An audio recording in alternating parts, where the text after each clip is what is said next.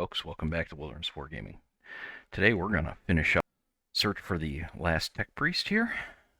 This was originally going to be part of part 6, but it got real long, so I decided to split this last mission off into part 7 and show it to you separately so it could be in a little bit more of a bite-sized chunk.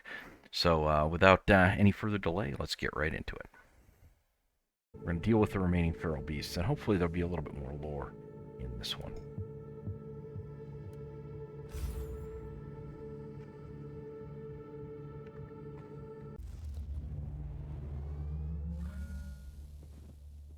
Oh, another ice one. Okay.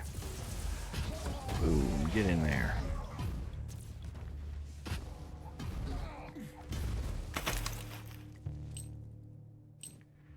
What else we got here? What else we got?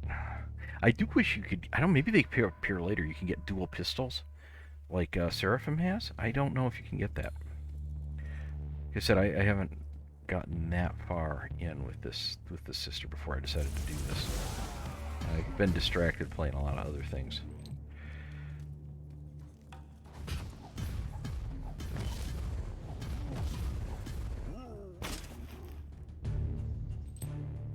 Plasma pistol and blessed blade. 59. Oh, it's way down there.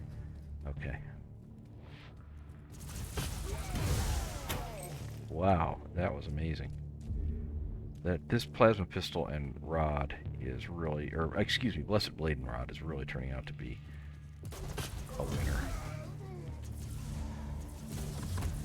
Die, heretic.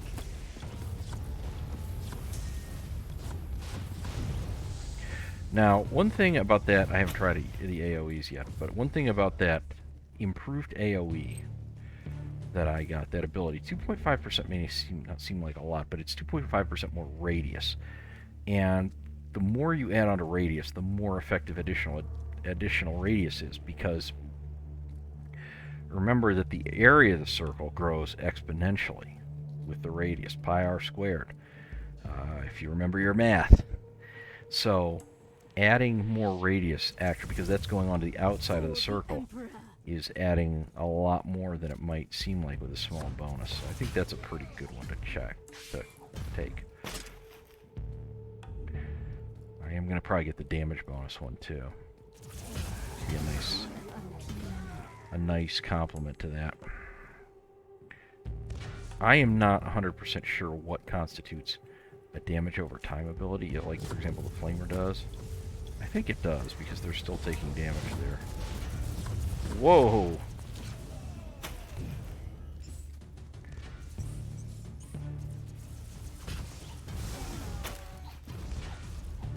Yikes. I don't know what this is that keeps coming at me, but it's not good. Okay, we used our big shield there.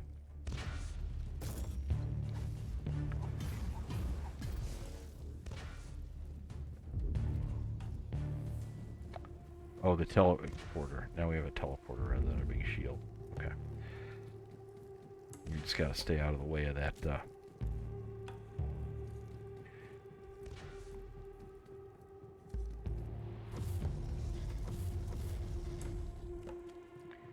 stay out of the way of that laser beam or whatever it is that's coming down on top of us.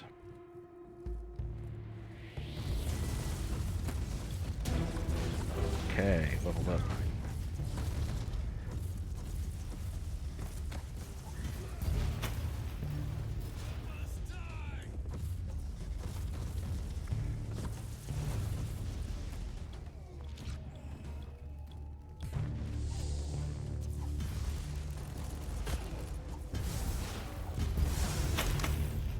That got him good. What do we got over here on the mini-map? There's something going on. Oh, just one of those autocannons. Okay.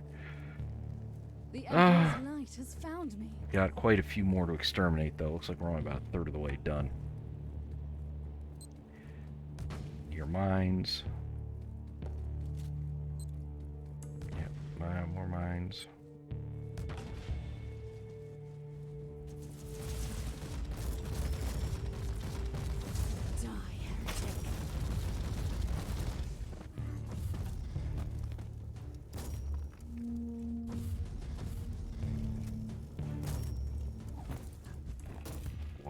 that's not good. Gotta be careful about that guy. Burn, burn. I almost made a mess of that. Alright, let's get our suppression back here real quick.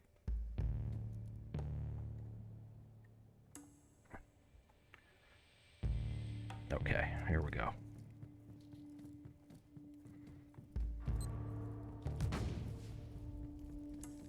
The suppression mechanic does take a little bit getting used to when you first start playing. At first I kept thinking that dial for it was my health when I first started playing this years ago. This game, part of the reason I didn't get into this game better at the time was the computer I had before this one had a graphics card that would throttle up and down very badly. It wasn't a bad graphics card on paper, but it had a real throttling problem. And you would have violent frame rate changes in the middle of a lot of games. Red Dead Online, which I still do play, and at some point I'll do a little bit of, although I've been playing it for ages now, and it's hard to play it for lengths of time now.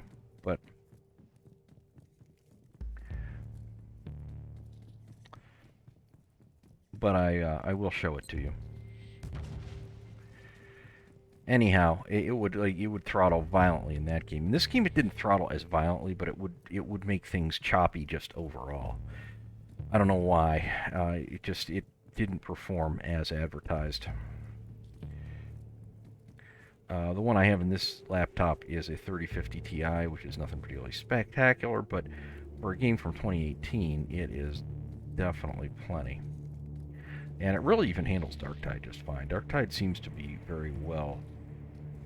do pretty well on the resources for the computer, not overwhelming it. Not as much as I would have thought it might, anyhow.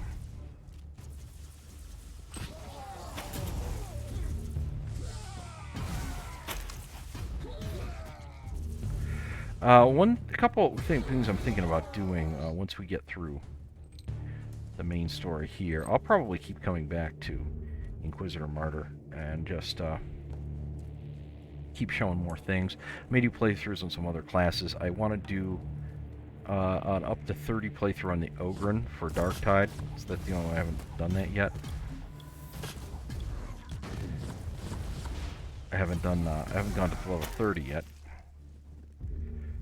Other than that,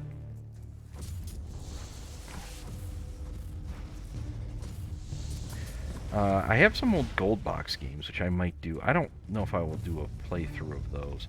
I'm thinking about Curse of the Aether Bonds. That was a big one. Maybe Champions of Krynn, the first one in the Dragonlance gold boxes. Aether Bonds was the third one. I might do Pools of Darkness just because it's, in a way, it's kind of so hilariously over the top. Playing level 20 plus 30 plus characters in first edition Dungeons and Dragons rules. Whoops, I missed him. That was interesting. There was a protective hex on the chest. I must defeat the summoned creature. Oh, jeez, yikes. Begone, demon. Let's see what was so important in this chest. Yeah, let's find out what's so important. I may do some of the Eye of the Beholder games. I only ever completed the first one when I was a kid. And if I do these, I will absolutely shamelessly use the cheat books that came with them. Because I am not about to try to figure those out unassisted at this point in life. I remember a lot of things from the games that I did finish, but not all of the details, and I'm not about to put myself through a whole bunch of agony. Okay.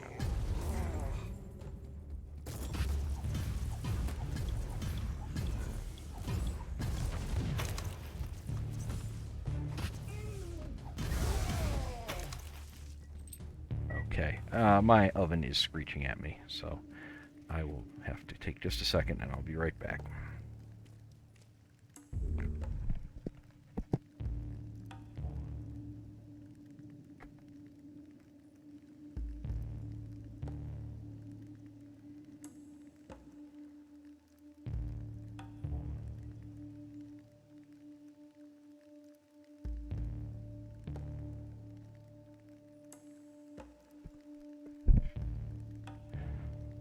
Alright, we're getting through this mission now pretty well. We've only got about 25% of the enemies or so remaining. These series of 3 missions, actually really the last 4, have not been that interesting in terms of lore, unfortunately. But we will get back to, and hopefully we'll have some better stuff for you in terms of how the storyline goes in Mission 7. Oh, there's another one right there. Okay. And some more interesting and new things to show off.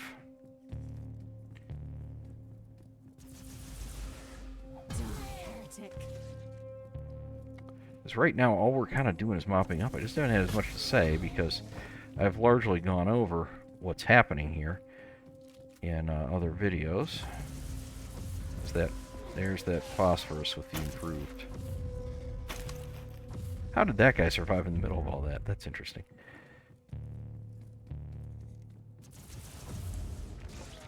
Yeah, more AoE. Boom. Alright, what do we got left here? We'll go up here and finish this area, and then I am pretty sure that we will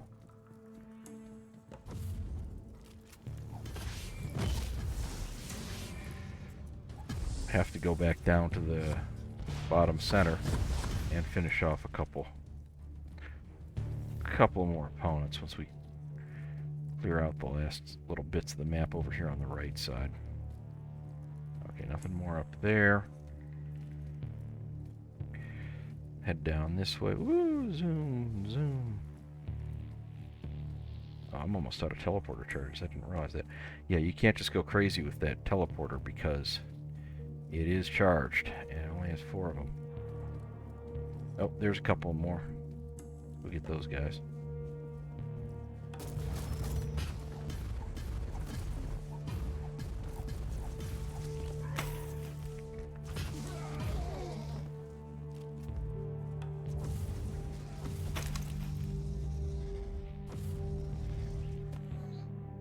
I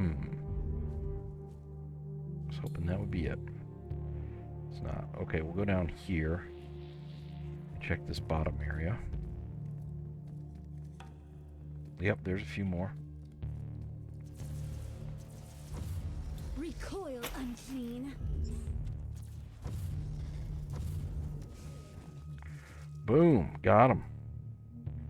Oh, there are a few more up here. Okay.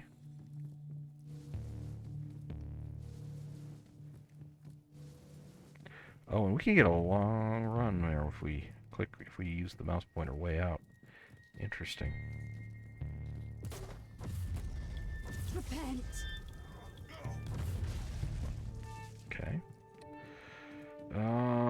What's left? Oh, there's still clusters. What do you know?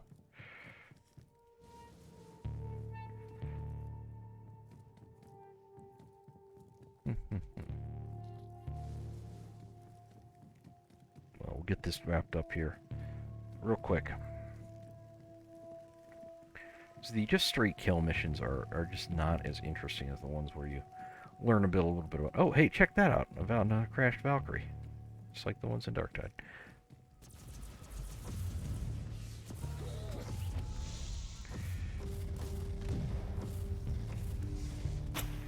Okay. What do we got left? 2 more.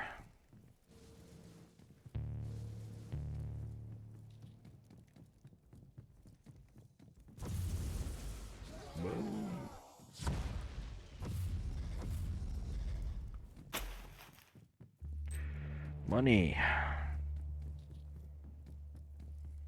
Which we're desperately short on, of course. Burn, burn.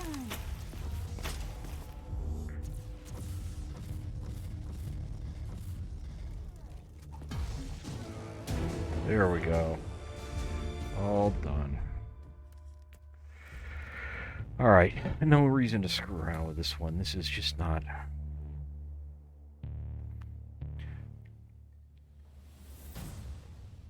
a little bit of a tedious section there, unfortunately. But it does give you a lot of leveling up. Oh, we get 2 levels there. Yeah. How are we doing over here? 8, 9, okay.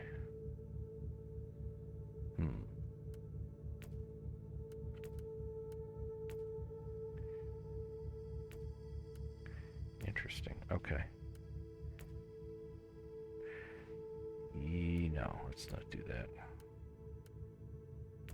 Okay. Passives. Okay, so can we add to AoE there? Okay, how about critical hits? Get anything new? Health. Not really.